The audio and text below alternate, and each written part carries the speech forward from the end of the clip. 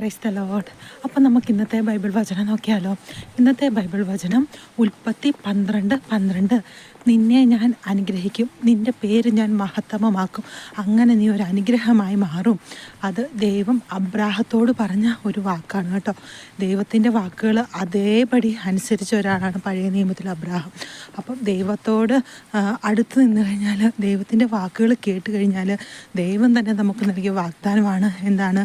ദൈവം നമ്മളെ അനുഗ്രഹിക്കും, നമ്മുടെ പേര്, നമ്മുടെ നാമം ദൈവം മഹത്വമാകും. അബ്രാഹത്തിനെ അറിയില്ലാത്തൊരു ആൾക്കാരുണ്ടെന്ന് എനിക്ക് തോന്നുന്നില്ല. കാരണം ബൈബിളിൽ അത്രയും വിശ്വാസത്തിൻ്റെ പിതാവാണ്. കാരണം സ്വന്തം പുത്രനെ പോലും ദൈവം ചോദിച്ചപ്പോൾ തിരിച്ചു കൊടുക്കാൻ തയ്യാറായ അപ്പനാണ് അബ്രാഹാം.